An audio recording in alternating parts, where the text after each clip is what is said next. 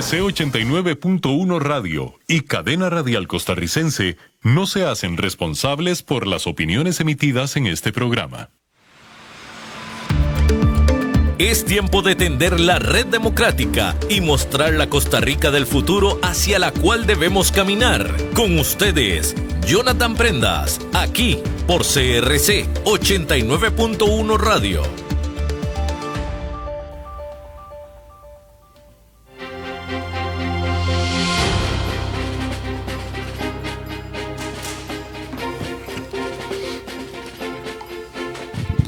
Saludos, ¿qué tal? Muy buenos días tengan todos ustedes. Bienvenidos a su emisora 89.1 FM, que todos los días emite programas para que usted alimente su conocimiento, pueda generar opinión y pueda construir la opinión que usted tenga para los diferentes temas nacionales e internacionales y así generar un criterio responsable, porque como ciudadanos necesitamos tomar decisiones que nos acerquen a un bienestar colectivo, a un bienestar individual, y sobre eso tenemos que construir la herencia que tenemos que dejar como generación, que es un país adecuado para que nuestros hijos y nuestros nietos puedan tener una superación, un bienestar y una integridad o integración también de su vida con el ambiente que le rodea. El día de hoy comenzamos una diversificación del programa Red Democrática. Como el lunes tenemos Red Democrática edición política, los viernes a partir de hoy tenemos Red Democrática edición economía, siempre de la mano con nuestro invitado que va a ser un invitado permanente todos los viernes, don Vidal Villalobos, economista muy reconocido, pedagógicamente muy acertado y con una visión y una lectura que siempre es digna de analizar, de escuchar y por supuesto de implementar. Don Vidal, bienvenido. Muy buenos días a todas las personas que nos escuchan. Muy buenos días, Jonathan. Un agradecimiento enorme por esa gentileza tuya de invitarme a estar permanentemente acá en el programa. Para mí va a ser verdaderamente un honor, un placer venir a no solamente informarle a las personas que nos dan ese privilegio de escucharnos, sino que también de educarnos, de capacitarnos en temas muy interesantes como lo pueden ser la economía, pero que va a tener sus impactos en el resto de las actividades de las personas. Así es, y cuando uno habla de economía, Vidal, saltan dos emociones en la gran mayoría de la gente. Primero, miedo porque no se sabe qué es, confusión porque no se sabe cómo aplicar, pero también hay una incertidumbre de si eso me afecta o no me afecta. Y en estos programas no solo vamos a analizar contexto nacional, contexto internacional, sino que vamos a tener cápsulas didácticas para empezar a hacer una pedagogía, una alimentación de conocimientos para que todos podamos tener una alfabetización económica, para que todos podamos tener un mejor entender de qué nos rodea y cómo nos afecta. Déjeme iniciar entonces con un ejemplo, porque vamos a tratar de hacer muchos ejemplos, muchas analogías, con un lenguaje sencillo para que nos podamos hacer entender. Muchas personas, después de la pandemia, se enteraron de que el valor de los instrumentos bursátiles, de los portafolios grandes de inversión, estaba cayendo. Y las personas decían, ¿y a mí eso de qué me afecta si yo no invierto en bonos internacionales o en acciones internacionales? Eso le afecta a otros, decía gente. Claro. Y empezamos a recibir los estados de cuenta de la operadora de pensiones. Porque si bien es cierto, no estoy yo directamente invirtiéndolo, sí está la operadora de pensiones, la cooperativa, la asociación solidarista o la Caja Costarricense del Seguro Social. Y todo eso me afecta en la prestación de servicios de salud eventualmente, o más aún en el tema de mi retiro, de mi jubilación o de la pensión. Hay una diferencia entre jubilación y pensión. Sí. Totalmente. Vamos a dejar eso más adelante y ir sembrando inquietudes para que las personas tengan el entusiasmo de escucharnos todos los viernes para ir aprendiendo acerca de estos temas. Igual siempre está disponible en las redes sociales para que nos puedan dejar su comentario qué les parece la información que estamos suministrando, cuáles son sus dudas que quieren que se les aclare, porque lo vamos a considerar siempre de un programa a otro para poder generar esa interacción con nuestro público que está en la 89.1 y también en redes sociales en @CRC 89.1 Radio, @Jonathan Prendas y @Red Democrática. Vidal, ¿qué te parece después de un ejemplo tan claro donde algo que parece muy lejano, muy etéreo, muy inentendible y muy de países, de gobiernos o de ecosistemas muy, muy grandes que nos afecta directamente a nosotros a diario? ¿Qué te parece si empezamos con una cápsula didáctica que pone o siembra o alista el terreno para construir todas las torres de información que tenemos de aquí en adelante, viernes a viernes? Vamos con una cápsula didáctica y para un mejor entender qué es economía, cómo nos afecta, cómo podemos entenderla de una manera gráfica y saber que las noticias, cuando viene con una noticia de baja el tipo de cambio, sube el tipo de cambio, la tasa básica pasiva, la inflación, todos estos conceptos que a diario vemos en las noticias, ¿cómo nos afecta? ¿Qué es la economía? Empecemos por ahí entonces, y semana a semana estaremos trayendo algún concepto que le pueda interesar a nuestros amigos y amigas oyentes. Desde la perspectiva meramente académica, si yo estoy al frente de mis estudiantes en la Universidad de Costa Rica o estoy preparando a los corredores de bolsa de este país, la definición básica y clásica de economía es que es aquella ciencia que también tiene mucho de arte, que va a tratar de ubicar los recursos que son limitados de un agente económico, sea una familia, una persona, una empresa o un país, en una gran cantidad de fines o necesidades que se asume que son ilimitadas, son muchas. Entonces es la ciencia y el arte de poder colocar esos recursos que son restringidos, que son limitados, en aquellas mejores opciones para darle esa mejor satisfacción, ese mejor bienestar. En el caso, por ejemplo, de una empresa lucrativa, estará buscando sacar el mejor resultado, las mejores utilidades. De tal manera que va a tener que asignar esos recursos a ciertos negocios en donde pueda maximizar esa utilidad. En el caso de una familia, lo que va a querer también es aprovechar esos recursos que son limitados en colocarlos en aquellas situaciones en donde la familia va a tener una mayor satisfacción.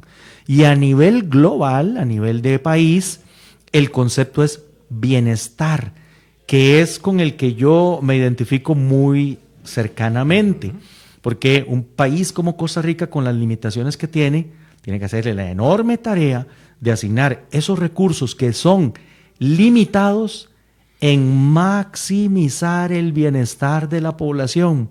Y aquí es donde entonces tenemos una complicación enorme, que vamos a entender por bienestar de esa población, porque todos vamos a querer hacer cosas distintas. 5 millones de personas, 5 millones de antojos y necesidades. Así es, de aspiraciones, de deseos, de sueños.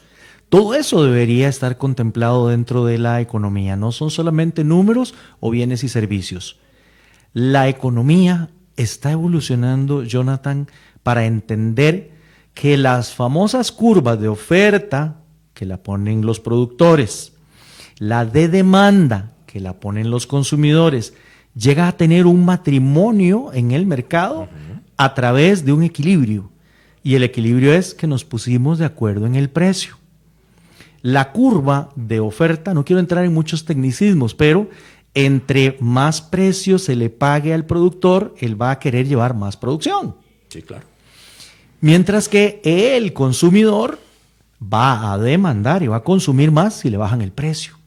Entonces son geométricamente curvas que tienen pendientes diferentes. Hasta ahí voy a llegar con el tecnicismo. Pero en un momento se topan. Y ese es el punto de equilibrio. ¿Quién da esa señal?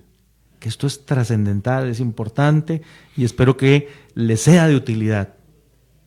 El idioma que habla el mercado, el idioma que hablan los economistas, es un idioma muy especial. No es matemática, no es geometría, no es inglés, no es francés. Se llama el idioma de los precios. porque el precio se va a constituir en un semáforo. Voy con un ejemplo. La inflación el año pasado se aumentó porque ha venido negativa y en los últimos meses ha sido negativa, pero en noviembre, diciembre y enero se elevó. Se elevó porque el impacto climático que tuvimos en meses previos afectó la producción agrícola, particularmente la del tomate. Y ese incremento en el precio, yo se lo vendo a mis estudiantes, a las personas que me hacen el favor de escucharme, como el efecto tomate. ¿Qué fue lo que pasó posteriormente? Regresaron los tomates al mercado. ¿Quién le dijo al productor que tenía que producir tomate? El precio.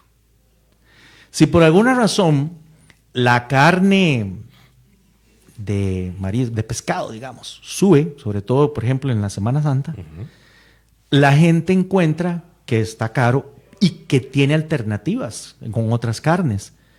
¿Quién le dio esa señal al consumidor? El precio. Y esta es una selección básica. Si las cosas escasean, suben de precio. Si abundan, baja de precio. Y eso se aplica, mi amigo y amigas, amigos, a todo en este mundo macroeconómico. Cuando nos hacen falta dólares, como en el primer semestre del 2022, subió el dólar casi hasta 700 colones. Hoy tenemos una sobreoferta de dólares que nos ponen el dólar en 500, 510 colones. El precio del dólar, con esta misma teoría. Pero lo mismo pasa con las papas, con las tazas de café, con los cortes de cabello, y esto lo explica el idioma de los precios, el semáforo, pero el concepto básico de economía, y con eso cierro la cápsula, que es la escasez. Cuando hay escasez relativa de algún bien o de algún servicio, se va a afectar el precio. Y de no existir escasez, no existiría la economía, no existirían los economistas, porque la abundancia haría que los recursos se puedan colocar sin ningún problema. Pero ya dijimos que la base de la economía es recursos limitados.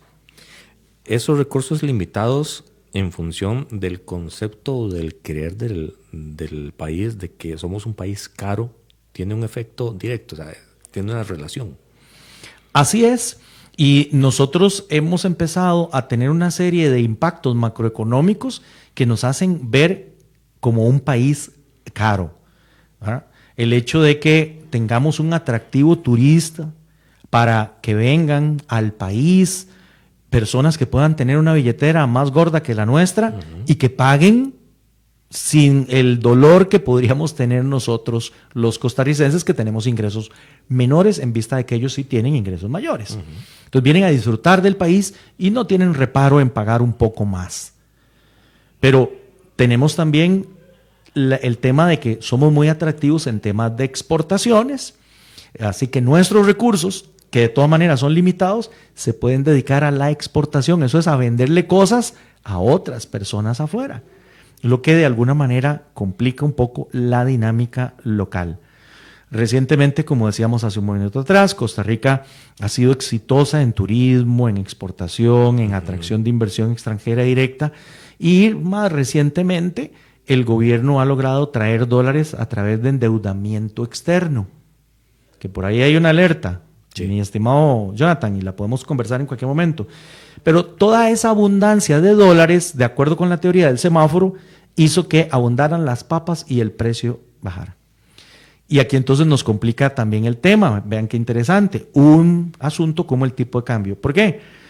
Porque si un turista venía al país a inicios del 2022, nosotros le entregábamos 700 colones para que pagara el hotel, para que comiera, para que se transportara, para que se tomara una taza de café, para que se comprara un souvenir, 700 colones. Hoy le damos 500.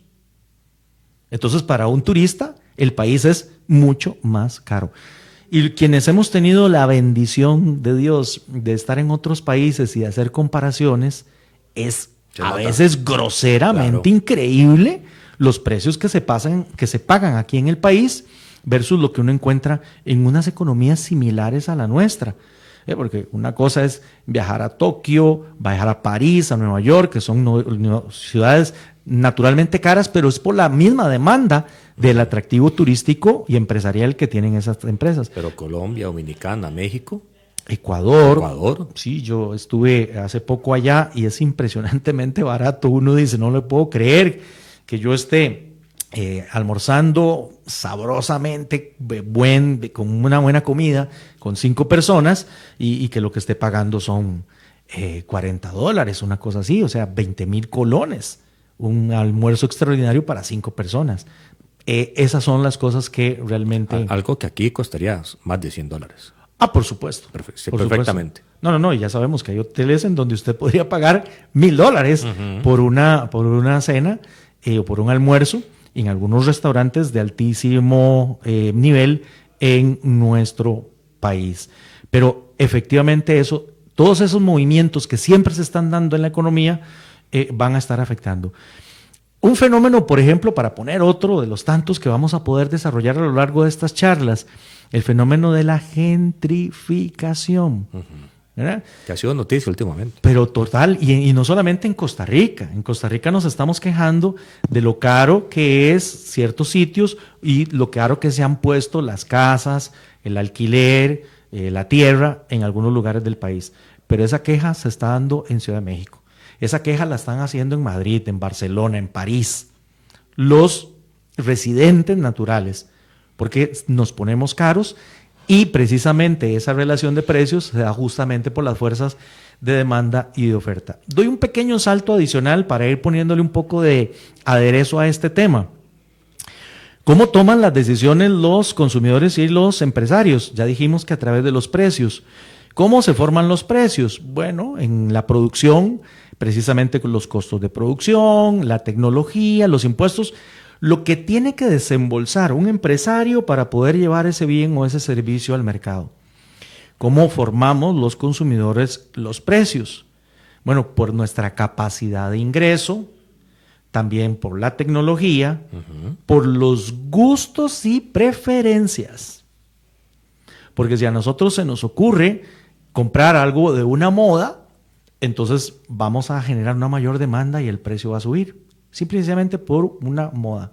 O por una noticia, no sé, voy a inventarme algo. Descubrieron que comer 2 kilos de papa al día reduce el cáncer. ¿Qué va a pasar con las papas? Se van a agotar. Así es, entonces estamos hablando de gustos y preferencias. Y aquí quise llegar hasta este nivel por la pregunta inicial que me hiciste, Jonathan. Las relaciones de mercado ciertamente pueden ser muy técnicas, muy matemáticas, pero al final son muy humanas. Van a estar humanizadas. Claro. Y hay 2 sentimientos en el mercado: el miedo o la confianza. Y vamos a ir poniendo también temas de la mesa. El día de ayer, el presidente Trump dio el anuncio de que finalmente, después de 90 días de pausa, le recetaba a varios países aranceles, desde el 10% a aquellos países a los cuales Estados Unidos le vende más de lo que le compra. Ese es el premio por tener lo que se llama un superávit comercial a favor de los Estados Unidos. Sería al contrario del otro país, ¿verdad? Claro. Un déficit. Países, por ejemplo, como Panamá, Honduras, El Salvador, Colombia, ¿verdad? Colombia quedó en 10. Tienen esa condición. Costa Rica le vende más a Estados Unidos de lo que le compramos. Y entonces nos recetaron un 15%. Pero hay países, Nicaragua, pero por razones políticas un 18% le pusieron. Vietnam terminó con un 21%. En China se están haciendo todavía negociaciones. Pero ese incremento en el precio del producto comprado por parte de los estadounidenses en los mercados internacionales, el arancel, eso es lo que hace, incrementa el precio, con la finalidad, según Trump, de frenar la importación, de que los empresarios locales estadounidenses empiecen a producir esas cosas, cosa que no tiene sentido, porque... Por lo menos en el corto plazo. ¿Cómo vamos a producir una piña de alta calidad en los Estados Unidos? o cómo nos vamos a poder llevar rápidamente una producción de medicamentos como las que tiene Abbott aquí en el país, Boston Scientific. Eso no es de la noche a la mañana. Entonces, del tema de los aranceles vamos a poder conversar. Pero ¿qué quería hablarles acerca de ese tema? Que esto generó incertidumbre, miedo, pánico en los mercados, y voy a leerles aquí en vivo lo que está ocurriendo desde Nueva York. Después de la noticia de Trump ayer. Después de la noticia de Trump de ayer, para demostrar que los sentimientos están involucrados en la toma de decisiones del mercado. Al final de cuentas, del consumidor. ¿hay susto o confianza? ¿Hay miedo o hay confianza? Y les voy a contar. Indicadores de bolsa, como por ejemplo, que ustedes los han escuchado, Dow Jones, S&P 500 y Nasdaq, son canastas de precios ponderados de las distintas acciones de estos mercados. El S&P tiene 500 empresas, el Dow Jones tiene nada más 30 y el Nasdaq tiene las empresas tecnológicas como Apple, Microsoft, Tesla. Hoy el Dow Jones está perdiendo 444 puntos, más de un 1%. Eso fue un que fuerte esto golpe. es muy fuerte. Claro. El S&P se está cayendo un 1.22 y el Nasdaq se está cayendo 1.70. Producto de eso que dijo Trump, que va a ser efectivamente una situación concreta a partir de ese momento. Canadá hoy mismo le aplican los aranceles. En el caso, por ejemplo, de la mayoría de los países nos va a entrar el 7 de agosto. Con China tienen una negociación en ciernes. Porque puede ser muy doloroso. Por supuesto, y esperan el 12 de este mes tener algo un poco más concreto. Y México recibió un respaldarazo, me parece a mí, porque según Trump, ayer tuvieron una llamada doña Claudia Sheinbaum, la presidenta de México, y él se pusieron de acuerdo y le dieron 90 días más a México. O sea, un respiro. Claro, pero México exporta más del 70% de sus exportaciones. Y tiene una frontera súper porosa a nivel de absolutamente. drogas, entonces, ¿no? se necesitan. Pero el punto que vamos a destacar aquí es otra vez el tema de que esa incertidumbre y ese miedo, vean ustedes cómo se ve reflejado en el mercado. ¿Cómo se puede evidenciar en el encadenamiento global económico? Bueno, esto tiene implicaciones muy importantes para el país. Les cuento, amigos, que Jonathan y yo preparando este material, habíamos hablado de otros temas y apenas llegamos a la estación dijimos, todo lo que habíamos programado no sirve. Ahí lo guardamos y lo vamos otro a día. guardar porque esto ocurre precisamente en economía. Estamos en tiempo real. Eso es lo fascinante, eso es lo fascinante. Aquí les estamos hablando de lo que ocurrió realmente ayer. Y esto no solamente es por una situación global, que como acabamos de ejemplificar con el caso de los portafolios de inversión de las operadoras de pensiones, de la cooperativa, de la asociación o de la caja, a nosotros efectivamente esto nos afecta. Porque, por ejemplo, si llega la incertidumbre a los Estados Unidos, el consumidor promedio de los Estados Unidos también la va a pensar 2 veces en dónde gasta. Costa Rica tradicionalmente ha estado vendiendo postres, banano, frutas, café, y eso es muy sensible.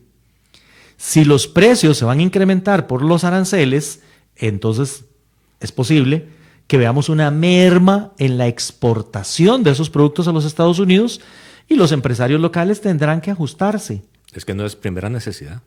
No es una primera necesidad. Los empresarios tendrán que acomodarse y generalmente lo que trata de hacer primero el empresario, como ha sido hasta este momento con toda la aventura de Trump, es voy a aguantar para ver si hasta dónde llega esto y si es cierto. Sobre todo porque un día dice una cosa Trump y al día siguiente dice otra. Entonces el empresario ha estado llevándose el golpe, reduciendo sus márgenes de ganancia. Porque si sube los precios y el competidor no lo hace, pierde mercado. Sí. Entonces, aquí tiene un dilema enorme el empresario, pero llegará un momento en el que ya esto sea insostenible y empiece a reducir sus compras y a reducir su planilla, lo que significa desempleo. y un incremento en la pobreza. Y si a eso le sumamos el costo de producción aquí en el país, que de por sí ya es caro, esa posibilidad de dar tiempo es menor. Así es. Entonces, al menos hay algo muy importante que la decisión del señor Trump ayer agrega al mercado. ¿Sí? Como decimos en Costa Rica, del ahogado del sombrero. Y es que desde que él tomó posesión el 20 de enero pasado, lo que ha generado es incertidumbre, volatilidad en los mercados, y esto se transforma en indecisión. Indecisión del consumidor, que prefiere mejor no gastar porque no sabe qué es lo que va a pasar, e indecisión del empresario, porque tampoco tiene claridad del futuro. Poner las reglas en claro y decirle, bueno, miren, estos van con un 10%, Costa Rica va a ir con un 15%, y que eso se sostenga en el tiempo, ya nos da claridad. Disminuye incertidumbre. No nos gusta, pero nos da certeza. Es increíble, Jonathan. Vean lo que está pasando en el mundo. Lo leía esta mañana de un analista internacional. Antes de Trump, todos estábamos tranquilos con nuestros aranceles de acuerdos multilaterales o bilaterales con los Estados Unidos. En el caso nuestro, el convenio entre Centroamérica, República Dominicana y los Estados Unidos. México, Canadá y Estados Unidos habían firmado también un acuerdo nuevo en el primer mandato de Trump.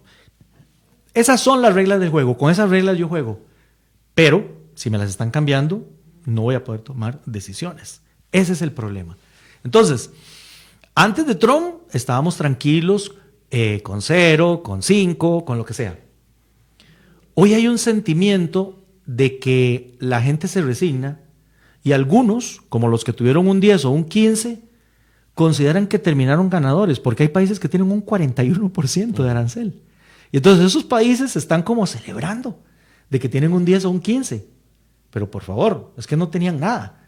Siempre al final la marea subió para todos. Perdió. Siempre el tsunami nos afectó de alguna manera a todos. Claro, en algunas costas el tsunami levantó el nivel del agua más que otros. Y aquí vienen una serie de situaciones particulares. Por ejemplo, Vietnam es un productor excelso de café a nivel global. Son competidores directos. Y en café somos competidores directos. Ellos van a tener un arancel mayor que el nuestro. Eso nos da una ventaja, pero no es de la noche a la mañana, porque entonces tendríamos que hacer un recambio de producción. Y hay productos de ciclo corto, como el tomate, la cebolla, o de ciclo largo, que se requiere mucho más tiempo, y el café es uno de ellos. Entonces no es de la noche a la mañana. Y la incertidumbre es, Jonathan, amigos, amigas, si esto se va a mantener. Porque si dentro de 3 años llega otro presidente de los Estados Unidos y echa marcha para atrás, va de nuevo. Cambiaron totalmente las cosas. Importante entonces es que para tomar decisiones en economía necesitamos reglas claras, necesitamos certidumbres. Y voy a escucharte, pero voy a dejar sembrado 3 temas. Estamos navegando con 4 neblinas.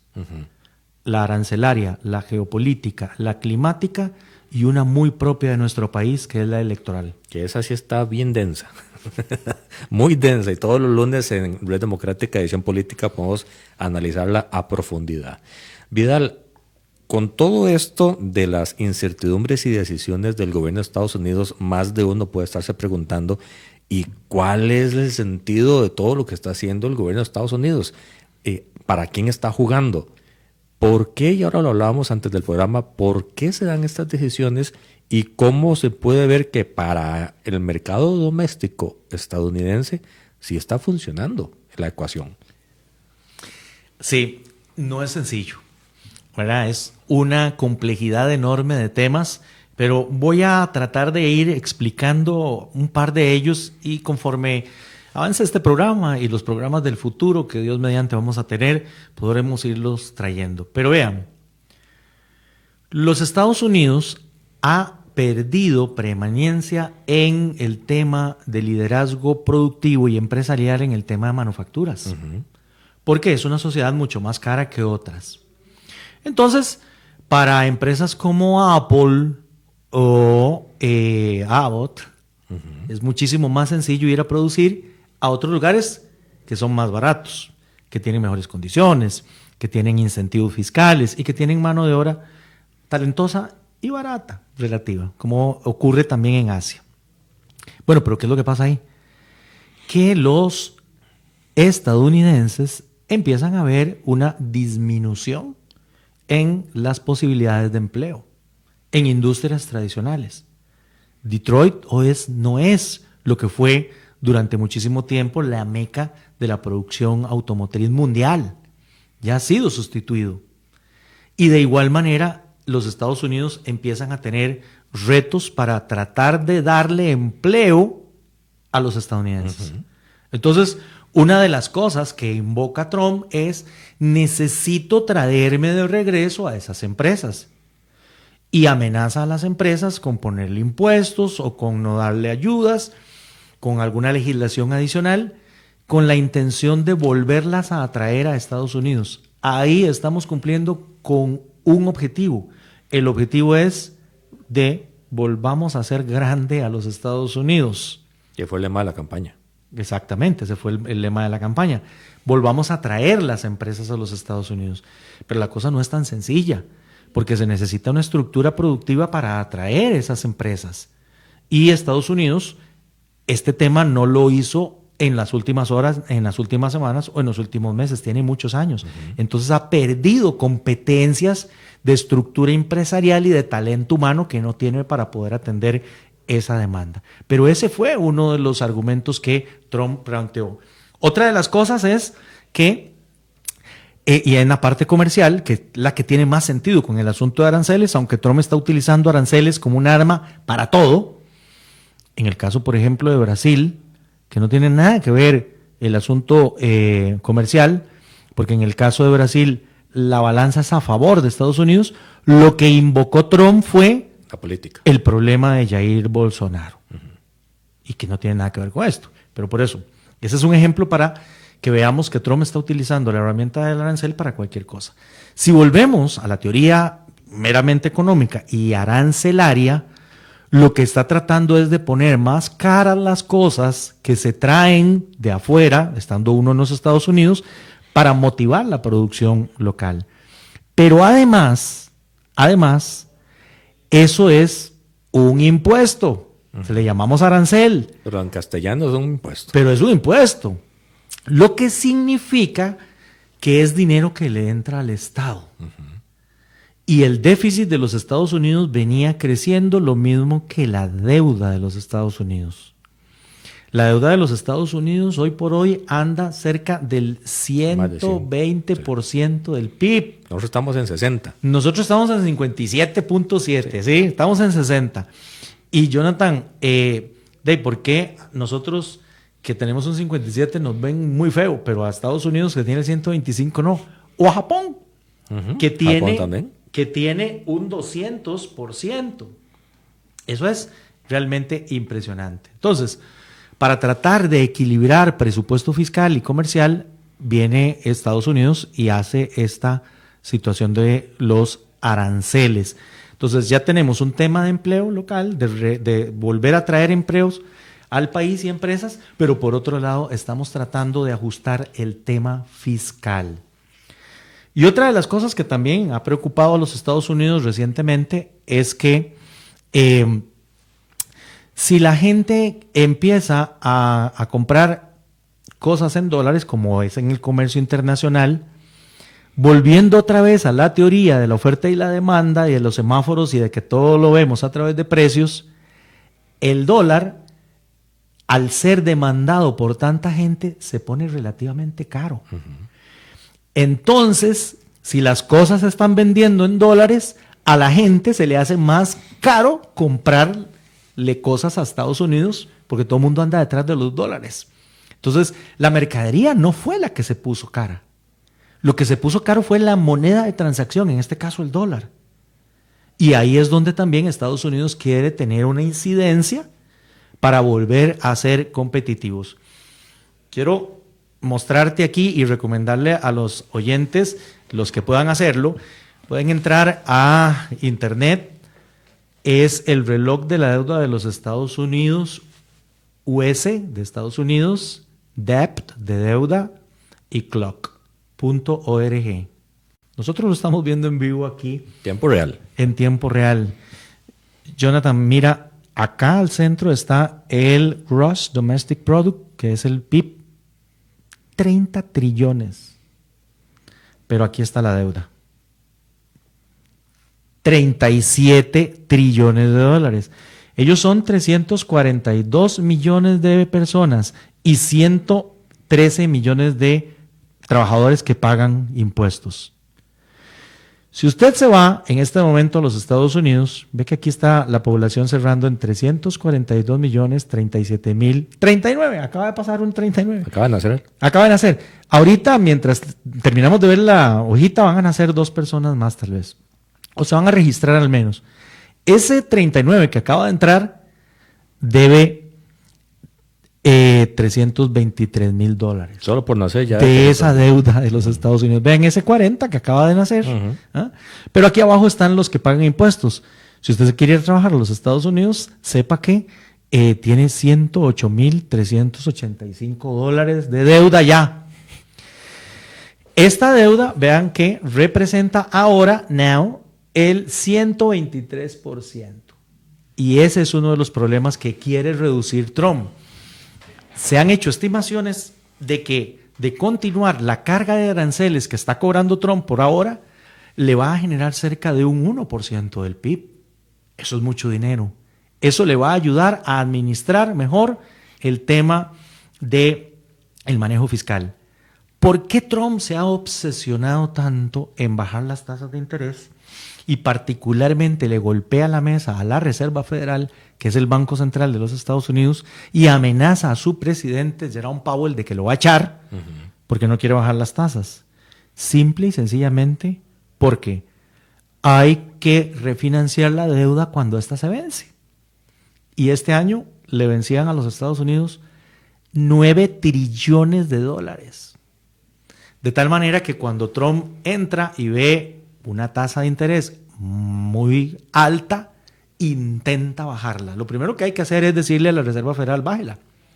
Pero la Reserva Federal dice, no señor, porque todo lo que usted está haciendo es inflacionario y la medicina para controlar la inflación es tener las tasas de interés relativamente altas para... Es una contención. Es una contención, es para frenar el consumo y frenar el crédito de los empresarios, ahí tenerlos frenados. Pero todo medicamento tiene efecto secundario. El efecto secundario es la amenaza de una recesión.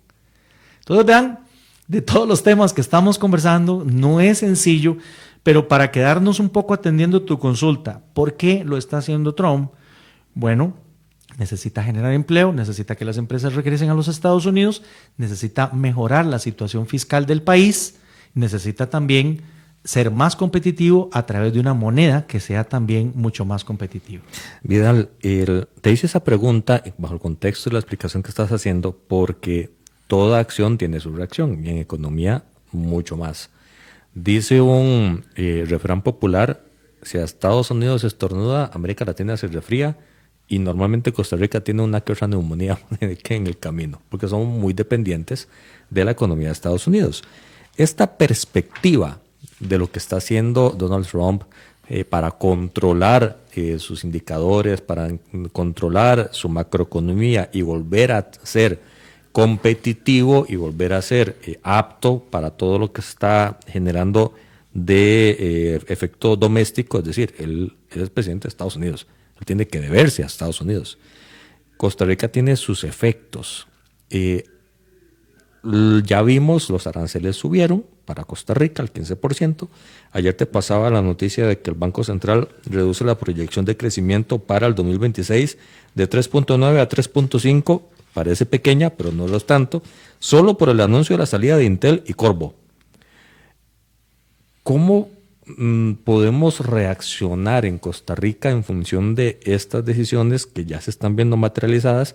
Incluso el Banco Central baja la tasa de política monetaria y estamos viendo otros elementos inflacionarios y demás que también genera noticia. En estos días se ha estado informando.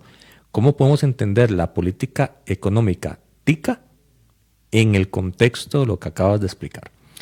Sin lugar a dudas, mucha cantidad de países de esta parte del mundo somos extremadamente dependientes de los Estados Unidos, como lo acabas de hacer.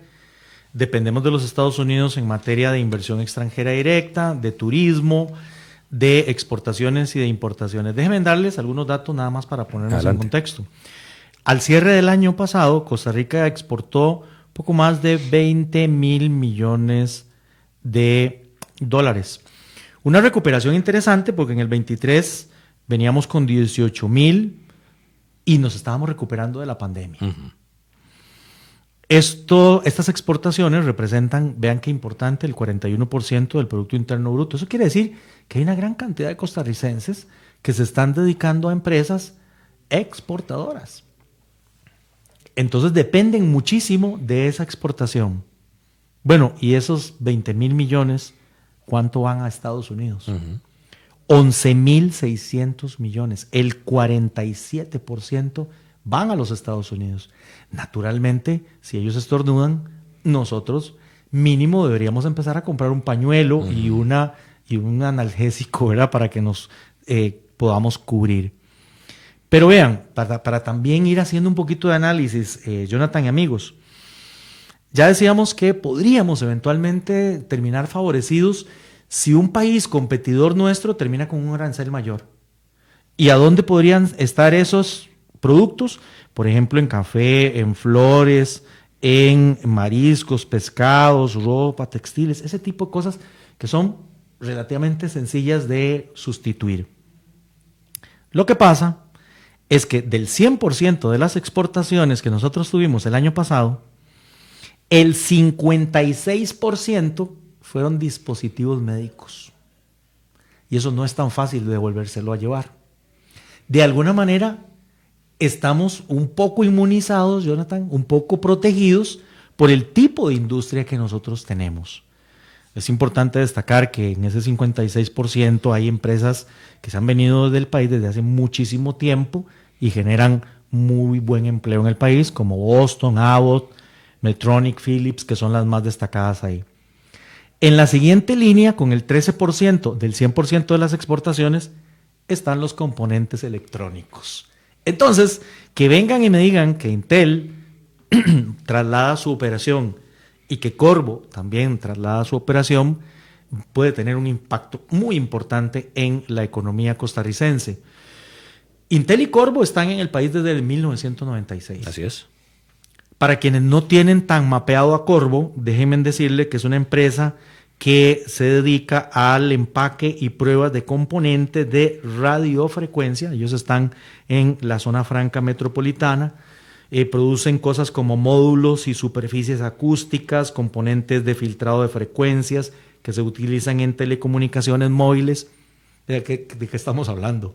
Ellos trabajan, por ejemplo, Wi-Fi o soluciones aeroespaciales y de defensa. De acuerdo con los últimos datos, desde que llegaron a la fecha han invertido cerca de 90 millones de dólares en el país y tienen cerca de 300 colaboradores. Ellos sí decidieron cerrar e irse y el anuncio lo hicieron ahora en julio. En el caso de Intel, la empresa ha venido perdiendo preeminencia a nivel mundial por la enorme competencia en generadores de chips de altísima gama, como lo pueden ser Nvidia. De tal manera que han tenido que ajustar su producción para tratar de ser más competitivos. Que les cueste menos producir para rentabilizar más. Así es. Ya nosotros habíamos tenido un movimiento de Intel. Intel ya se había ido a Malasia y a Vietnam. Por todas estas incertidumbres y porque Biden, el expresidente de los Estados Unidos, prometió un programa de apoyo para ciertos países de América Central en la producción de chips, República Dominicana, Panamá y Costa Rica, eso prometía unas mejores condiciones en nuestro país. Pero con toda esta situación arancelaria, ahora resulta ser que Intel decide regresar otra vez la producción que se había traído al país de chips a Vietnam y a Malasia. No es toda la producción o todo lo que aporta Intel al país lo que se lleva la producción de chips, pero eso representa cerca de un 20% de la planilla actual de de Intel, que son como 3.400 No es personas, poca nos cosa. vamos a quedar con 2.000. O sea, hay personas que se quedan sin trabajo. Siempre esto es una tragedia y socialmente tenemos que considerarlo de esa manera, porque no estamos hablando de utilidades, de precios de empleo. Estamos hablando de familias que no van a tener cubiertas eventualmente sus necesidades precisamente ante la pérdida del empleo, que como digo, siempre es un problema y es una tragedia. Entonces, efectivamente tendremos impactos muy centralizados en esta industria de componentes electrónicos, que como les estaba diciendo, aportan el 13% de las exportaciones totales, entonces muy probablemente veamos ahí esas afectaciones. Nada más para cerrar y darles algunos otros datos, en el tercer lugar de exportaciones a los Estados Unidos están las frutas, que es el 6%, café es un 2%, jugos, entre ellos el de naranja, 1.3%, y productos de caucho, un 1%. El resto de los productos representan menos del 1% de las exportaciones totales. Vidal, la salud macroeconómica del país, nos decía Juan Manuel Tirado, el entrevistado que tuvimos miércoles pasado, las decisiones en la economía tienen una aplicación más o menos de 6 meses adelante. Lo que se decide hoy tiene un efecto tangible en la economía, el bolsillo de las personas, o de la implementación de la política pública en economía 6 meses adelante. Cuando hablamos de todo este fenómeno de decisiones de Trump con los aranceles, de la proyección del Banco Central de crecimiento, baja la tasa monetaria por fin, porque era mucha gente la que decía que había que bajarla. Cuando se dan todo ese tipo de cosas, ¿qué perspectivas hoy? Porque ya vimos que de ayer a hoy todo cambió, pero va a volver a cambiar sin ningún problema. ¿Qué perspectivas de confianza podríamos tener en función de los mercados para darle estabilidad a un sector productivo que ha estado reclamando, para empezar, el tema del tipo de cambio? Con tu permiso, Jonathan, déjame enviarle un fuerte abrazo a nuestro común amigo, Claro, Juan adelante. Manuel, y reiterarle el saludo que ayer le hice de su cumpleaños. Sí. Así que estoy seguro que él está sintonizado. Sí, ¿verdad? sí, de hecho está escuchando. Siempre está, que las veces que estoy aquí regularmente me manda algún mensaje, ¿verdad?, del programa.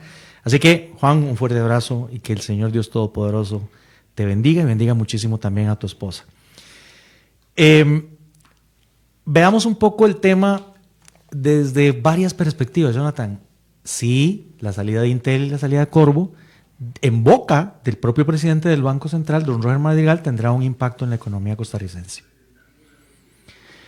Al inicio del año, habían pronósticos de crecimiento mundial para Estados Unidos y para Costa Rica. Por ejemplo, en el caso de Estados Unidos, crecimiento estimado en enero del 2.1% y en Costa Rica 4.1%.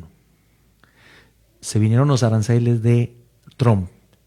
Y en esos meses, el Fondo Monetario Internacional, la OCDE, Banco Mundial y la propia Reserva Federal ajustan el crecimiento a la baja, global y Estados Unidos. En Estados Unidos, la Reserva Federal llegó a decir incluso que este año ya no se crecería 2.1, sino 1.4. Y en el caso de Costa Rica, en mayo, el Banco Central hace naturalmente sus ajustes y en lugar de crecer un 4.1, vamos a crecer, de acuerdo con los datos de mayo, un 3.6. Ve el dato interesante, 3.6. Pero hace unos días atrás, el Fondo Monetario Internacional dijo que las cosas no estaban tan complicadas y mejoró los pronósticos de crecimiento para el mundo, para Estados Unidos y para Costa Rica. En el caso de los Estados Unidos, ya no 1.4, sino que sube a 1.9. Y si revisamos el dato que publicó precisamente el Banco Central, con relación al de abril, más bien está mejorado. Sí. Tiene el impacto de la salida de Intel, por supuesto. Eso quiere decir que si Intel y Corvo se mantuvieran en el país, tendríamos un desempeño todavía económico muchísimo mejor. Con esto lo que quiero decir es que realmente por eso tenemos trabajo los economistas, porque esto es bien complicado. Claro, la salida de Intel y de Corvo nos impacta, pero resulta ser que la ola global Es más grande que eso. está compensando, en parte, la caída que estamos teniendo. Entonces, el tema en economía y particularmente este que es fundamental, diste en uno de los absolutos pilares de los mercados financieros y particularmente de la economía, la confianza. ¿Sí? En realidad, tú sabes que yo me dedico en el tema bursátil, de hecho voy a agradecer precisamente al Grupo Prival, que es donde yo trabajo y que me permite estar aquí a partir de hoy y todos los viernes.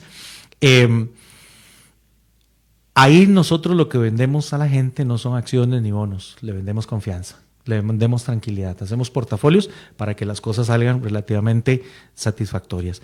Entonces, esto es realmente muy importante, pero ¿cómo se construye la confianza? Con N elementos en el mercado, y la confianza para cada uno de nosotros es distinta. Entonces, es un tema realmente muy delicado, al punto que todas estas teorías crudas o frías de demanda y oferta se empiezan a aderezar recientemente en economía porque la neurociencia empieza a explicar una gran cantidad de cosas. Así es. El cerebro es uno solo, pero está en 3 capas. El cerebro reptiliano es el básico de todos los seres y si tenemos miedo, ese es el que activa las piernas para salir corriendo, claro, porque detrás tengo un tigre y un telesable. La última corteza, que es el córtex, es el que más ha desarrollado los seres humanos y ahí está entonces la capacidad de análisis, de hablar, y hay cosas para bien o para mal, ¿sí? Porque ahí es donde se genera la capacidad de mentir, la de engañar, que otras especies no la tienen naturalmente. Entendiendo eso, ahora resulta ser que en Europa, en los programas de economía, esto se lo podemos contar a tu sobrino también, en los programas de economía se están incorporando cursos de biología para entender cómo morfológicamente se toman las decisiones. Bueno, en España ya hay varias escuelas que dan el curso de neuroeconomía. Porque si los economistas andamos buscando cómo tomar decisiones, tenemos que entender cómo las van a interpretar los que las reciben. Cómo las toma la gente. De hecho, haciendo esas mancuernas académicas, ingeniería y medicina están trabajando juntas, por ejemplo, en Inglaterra. Así es. Y muy probablemente, antes de que entráramos al aire, lo estábamos comentando, el complemento de profesiones con otras herramientas y con otras competencias nos va a dar una ventaja en el futuro. Y particularmente con la inteligencia artificial. Esto va a quedar sembrado, Jonathan, para otros programas. Pero déjame contarte que, he tenido la oportunidad de ir a conversar afuera de este tema, de la inteligencia artificial en economía. El año pasado estuve en China, en México, Ecuador, Colombia, bendito sea Dios. Y el tema es el siguiente. Nada más para poner una pincelada. Dijimos que el consumidor toma sus decisiones libremente por sus gustos y sus preferencias.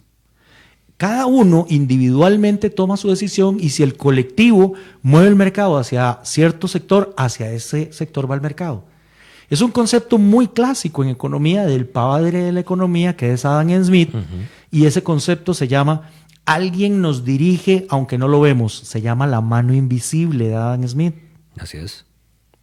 Pues yo tengo una consideración importante. Esa libertad, ese libre albedrío, lo vamos a condicionar con la inteligencia artificial. Porque nosotros nos ponemos a conversar ahora de un viaje a México y en 5 minutos, lo decías ayer en el programa. Todas las redes sociales ayer aparecen. En el programa lo decías. Sí. Todo el bendito teléfono me empiezan a sonar ofertas de el viaje a México. ¿De verdad? Entonces me empezarán a condicionar la toma de decisiones. Y aquí viene lo fascinante de lo que yo ando hablando. Si la teoría económica se fundamentó en el supuesto de que la gente toma libremente sus decisiones y esto ya no va a ser así, ¿cómo se va a modificar la teoría económica? Todo va a cambiar. Absolutamente. Y en eso andamos trabajando entonces. Vidal, muchísimas gracias. Primer episodio de Red Democrática, edición Economía. Muchísimas gracias. Estamos para servirles, Jonathan. Insisto, para mí es un verdadero honor y un verdadero privilegio estar aquí contigo, llevando la información y capacitación a la gente. y estoy absolutamente seguro de que esto va a ser una relación de larga data. Nos vamos a seguir preparando siempre muy bien para traerle material de primer nivel a la gente y, sin lugar a dudas, poniendo todo en manos de Dios, recibiremos bendiciones en abundancia para todos ustedes. Grabo algunos programillas por ahí, algunas cosas. Estoy en redes sociales, Vidal Villalobos, también por el WhatsApp. Todos los días genero un comentario de mercado y el comentario lo cierro, como espero cerrar entonces a partir de este viernes el programa. Desde el fondo del corazón, un abrazo de colección. Muchísimas gracias, Vidal, y muchísimas gracias a todos los que han estado en sintonía. Recuerde que en la red social, en este programa, puede dejarnos qué tema le gustaría que lo desarrollemos y el próximo viernes lo vamos a tomar en cuenta, por supuesto. Hasta el próximo lunes, si Dios así lo permite.